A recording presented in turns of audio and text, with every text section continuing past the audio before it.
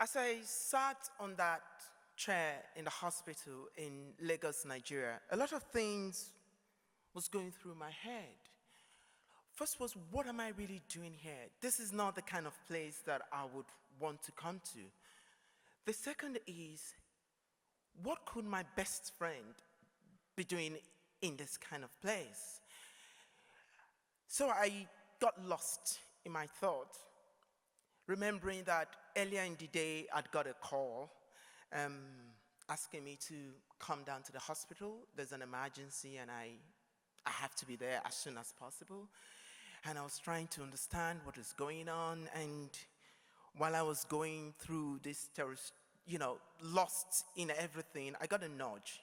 And it was the nurse. And she said, "Oh, you can go in now." So I started this journey of 3 minutes that felt like 3 hours. And I opened the door. And I saw lying on the bed a very skinny, emaciated, scaly skinned human being. And as I approached the person on the bed, he turned around. And he was my best friend.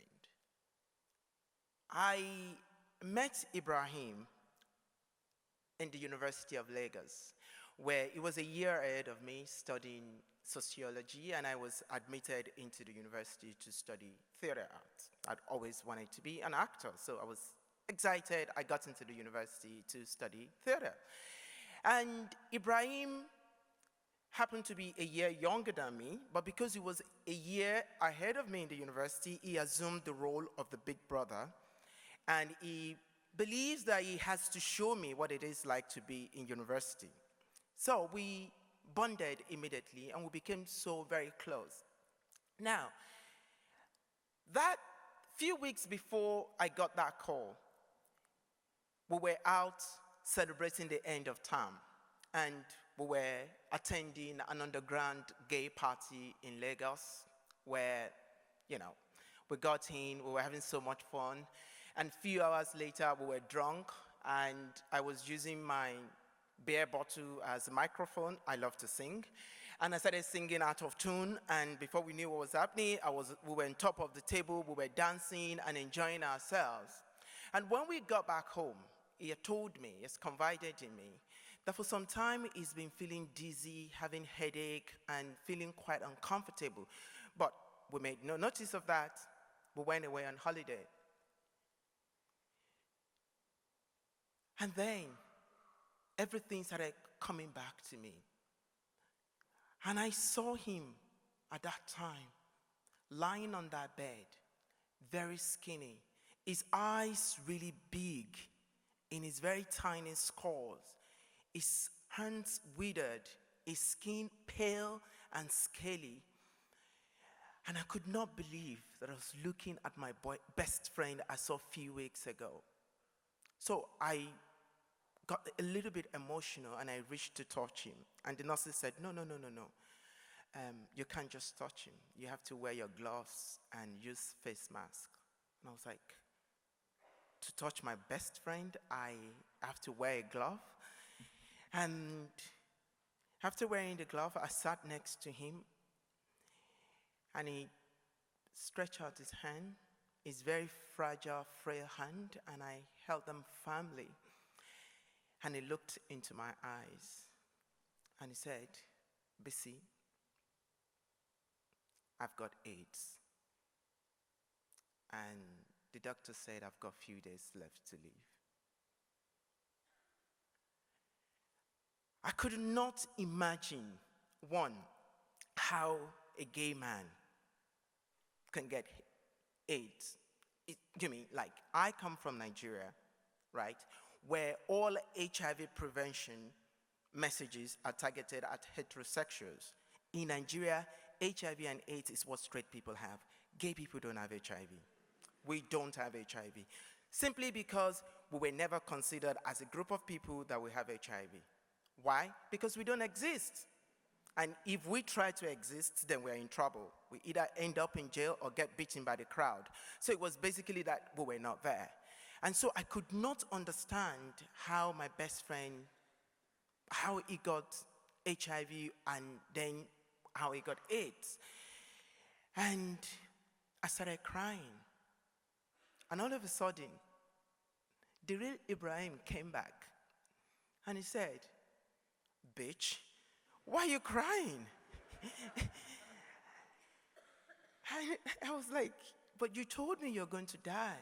He said, "Yes, that's what they told me, I'm going to die. But I want you to promise me something, that you will get to know as many things as possible about HIV, and you will get this message across to every of our friends, because this is real and this is killing many of us." Now, like I said earlier, I went to the university to be an actor. I never wanted to be an activist. So how I was going to deal with his demand, I had no idea. But that day, I left the hospital with all the emotions in the world. I was angry, I was upset, I was blaming myself for nothing. Everything was just going on. But I was determined that I was going to learn as much as I could about HIV and try to fulfill the promise I made to my best friend. So, a few days later, I entered an internet cafe and I started researching. And while I was there, typing away, my best friend died. And as I was typing away, I was trying to research about HIV. Then suddenly it occurred to me that some of the symptoms are some of the things I personally have been experiencing.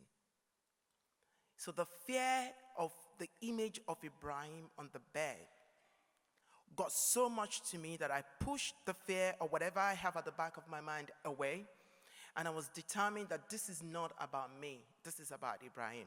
So I started researching, and I found an organization in Nigeria called Alliance Right. I wrote them, they invited me, I started volunteering for them, and 18 months into volunteering, they asked me to join their staff, which I did, and then I became their program director. And with that comes the responsibility of trying to lobby the government to include men who have sex with men and gay men in HIV prevention in Nigeria. And just then one day, I got an email from the organizer of the National HIV conference in Nigeria saying, "You know, we want to talk about gay men now, so you come and talk to us about it." So I went to Abuja and I got in a panel. I shared the panel with sex workers, drug users, and representative of women, and we talked about HIV. But when I got up, I told the story of Ibrahim. But it wasn't just about Ibrahim. I told the story of so many of my friends that I have lost to AIDS in Nigeria because we were made to be invisible. And when I finished, the Minister of Health, he got up to the podium and he looked at us and he said, "Well, it's time for you now to join us and let us work together to fight HIV and AIDS in Nigeria."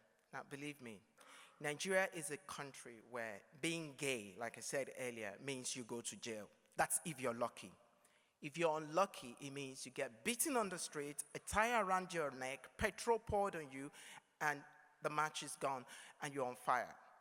That's the price you have to pay. And there I have a government representative saying, "You know what, come with us, and come, let's work this together." So I felt, this man is just trying to look good in public, so I'm not going to pay him so much attention. I went back to my normal day life, but something else happened on that day. When I came out of the talk, I was with my friends, and they said, "Bisi, have you ever had HIV test?" And I said, "No, I've never done HIV test." And they said, "Would you like to do an HIV test?" And I said, "No, why do I have to do an HIV test?" And they were able to pressure me, so much so, into trying to do the test in a very good way, in a very friendly way. So I agreed. I went into the booth. I did my tests, and a few minutes later, the doctor came out and looked right through me, and he said, "Young man, I'm sorry to break this to you, but you've got HIV. And then I realized that just like my best friend, I am going to die soon. And that anger of the fact that I'm going to die with the fear also got to me to lock it off.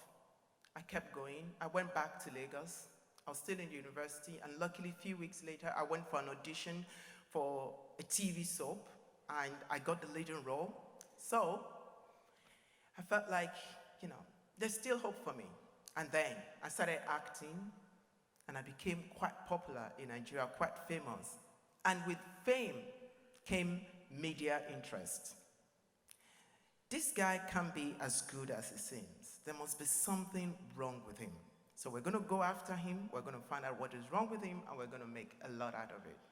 Unfortunately, they were able to get pictures of me and my boyfriend, not in any compromising way. And I was threatened that they were going to publish my story. I'm just starting out in my career. I have a long year ahead of me, and just now I'm going to lose everything because of my sexuality. So what I did was, there's a big show in Nigeria called New Dawn. Everybody in Nigeria will watch this show. It's a breakfast show, and it's like the biggest thing going on in that country. So I picked up my phone, I rang the producer, and I said, I've got an exclusive for you. And they said, what? I said, I would like to come out on your show. And they were really shocked. Like, come out I said, I want to come out as a gay man. A gay man in Nigeria? Are there any gay people in Nigeria at all? Yes, I said, yeah, there are, and I want to come out. And she took a risk on me. She invited me to the studio. And that day in October, I sat on the sofa, and I talked about my sexuality. I talked about how I've been struggling with it. I talked about so many other things. But one thing that was very important to me that day, considering the amount of work I have done around HIV prevention, around getting condom across to so many gay men in Nigeria, even when it's so hard to reach them in the underground, and so many times being beaten up, being arrested, was the fact that I sat on that chair that day talking about myself with the realization that I was actually fulfilling a promise to my best friend on his deathbed. But not only that for the first time in my life, I realized I was actually in control of my fate. I was actually in control of my future. I came out being the first openly gay man to come out on national television in Nigeria. A big price I have to pay, but one that I'm sure Ibrahim is having a big smile on his face now.